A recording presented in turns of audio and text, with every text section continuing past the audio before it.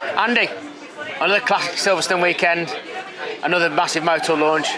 How's things? Wow, mental. That's how to actually put things. I think the whole automotive market at the moment is just, there's so much going on with what the future looks like, where is it going, what's going to happen, when's it going to happen, what's going to get there first, what's not going to get there.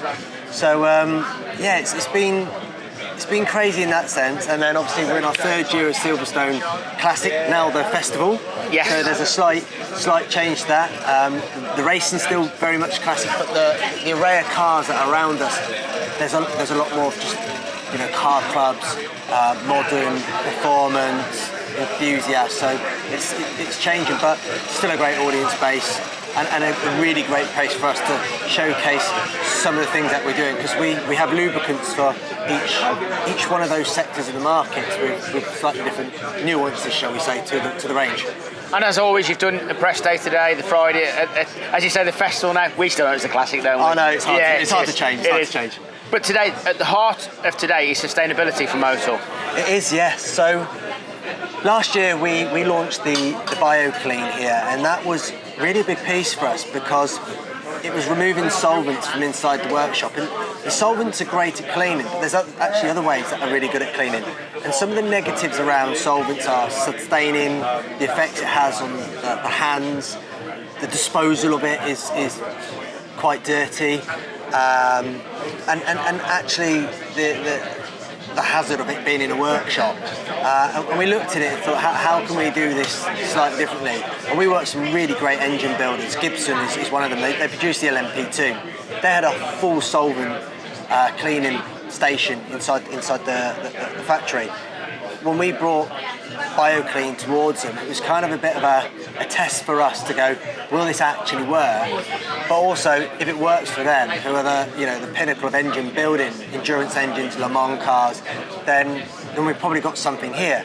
The long story short with Gibson is they switched all of their solvent cleaning stations into BioClean, and the effects of the back of that is they've removed the smell, they don't get solvent staining, the fluid itself is an organism, so it regenerates, they get a better quality out of it, they don't get the dirty waste that they would of, because it's a slightly different waste that's coming from it. So it's worked really well, and now this is filtering into the workshops, into the garages, both motorsport and mainstream. We're seeing massive benefits of it. This year we wanted to continue adding to that story, so we bought Motul Bio Refill.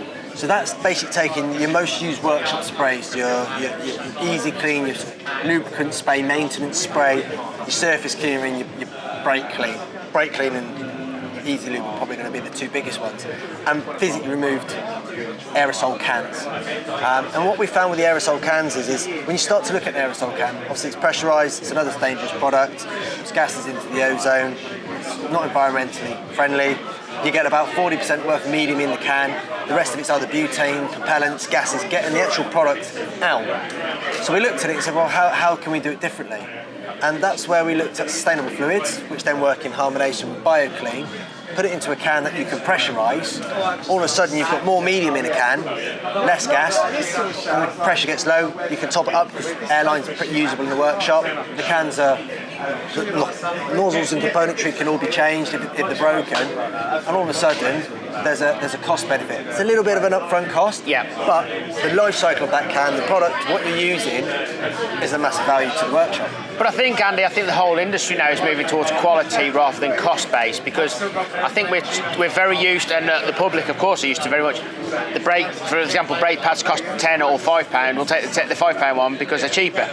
Whereas long term, and especially with Motul, we've always known Motul as a quality brand. You might spend that extra money on it, but it'll last a lot longer. And we'll come back to that shortly with the new products you discussed earlier. So I think you've been leaders in that. I think you've seen at the time of where we were basically cost-based, cheap, get quick, get it in, and now you're going to see the benefits of the quality. But just look at the car park age. The car park age has grown.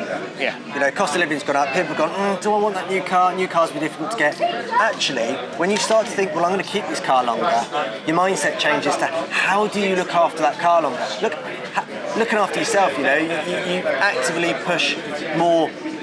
You eat better foods if you want to feel healthier. Yeah. You've got to give healthier products or more better products into the car to make it last longer.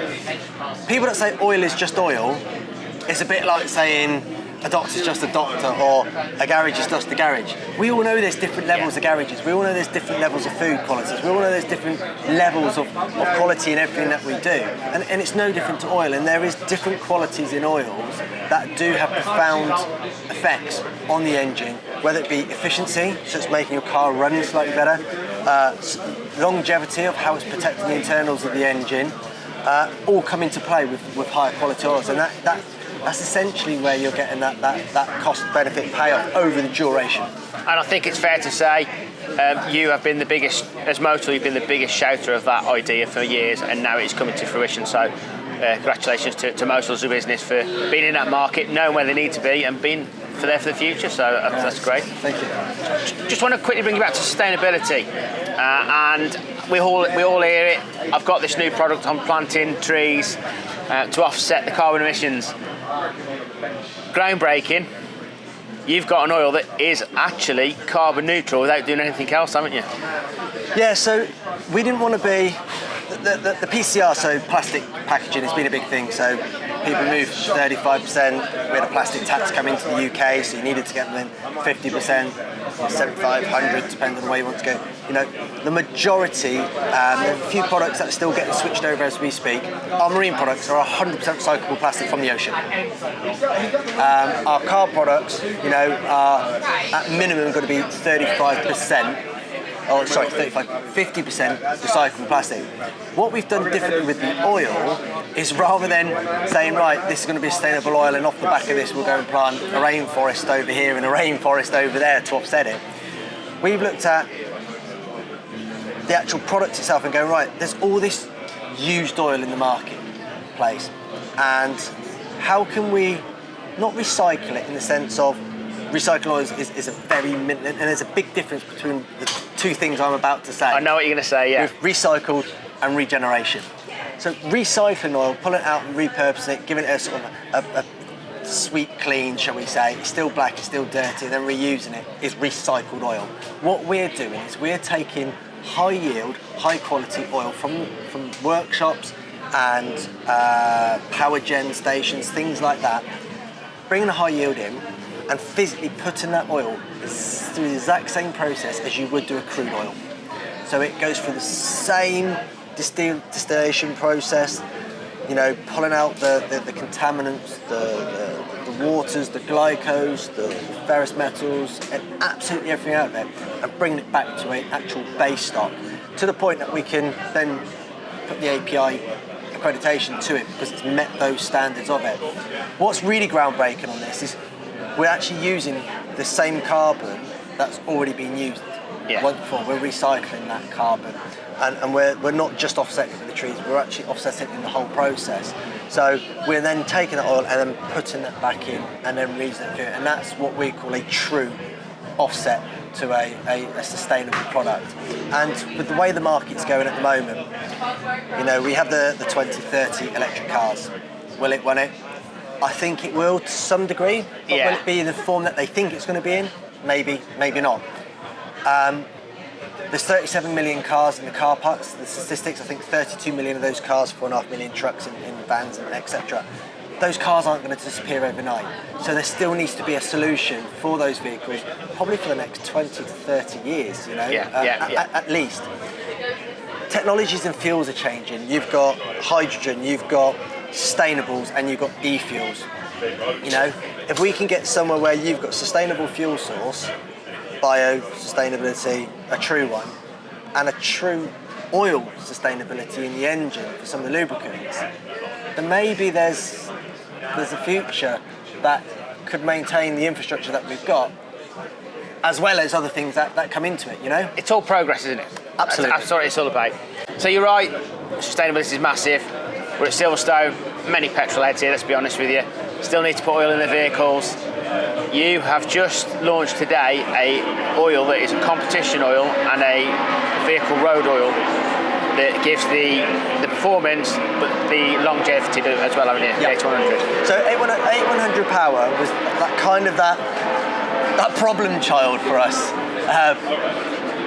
We've got a market space, we've got people that have got these cars that they like to upgrade them. But you go road going oil, it's still a road going oil. If you go competition oil, it's expensive. It's the best, it's not made to a standard, it's just designed to be the best it physically can be for protection, thermal controls, maximum power out the engine. And we sort of had this big gap, and what we've done is we've put an oil right in the middle of that. You could call it the love child between the 8100 range and the competition range, and mix the best properties of those two oils into one, which will give that performance car driver the longevity for the road, but with the increased performance level that he'll require for that engine. And we've done that for the engine, we've done it for the gearbox, and we even do a high torque DCT fluid for the twin clutch cars as well that have up the power on them as well. So again, it just gives them that extra protection. And of course today, talking of competition oil, I'm about to speak to a young man who's driving in a Motul branded vehicle. He's going to be using the Motul oil. Yep. Tell us about the partnership with Paddock Speed Shop. So we've been working with Paddock now for just about a year, maybe a little bit longer. I met the guys and I really like what they're doing. I like the fact that they were a younger generation team that can talk to younger people about older cars. And it's really difficult, and I mean this in a nice way. An old person talking to a young person about an old car doesn't have the same gravitas as a young person talking to a young person about an old car. You know, and these old cars are amazing, and there's some really nice pieces, and we'll all be that person one day. Today's cars will be the old car one day, and we'll be that person liking that. And it's just making them aware about how you can interact with these cars, what you can do. You know, Lucy's come from absolutely no experience, and what she can do now on bodywork's amazing. Ethan's got a bit of foundation knowledge, but you know, they're really going into it. And where we've got involved is supporting them with using the right products, supporting them with the technical advice to why you should put that in with this one. You know, cars that they've got, we've been pulling out, we're doing oil samples to make sure, you know, before they even start to work on the engine, where is that engine today? Yeah. You know, what's inside it? You know, does it need a full rebuild? Does it need a half rebuild? And we can tell all that from oil. And then Harvey is racing, obviously, the Cobra.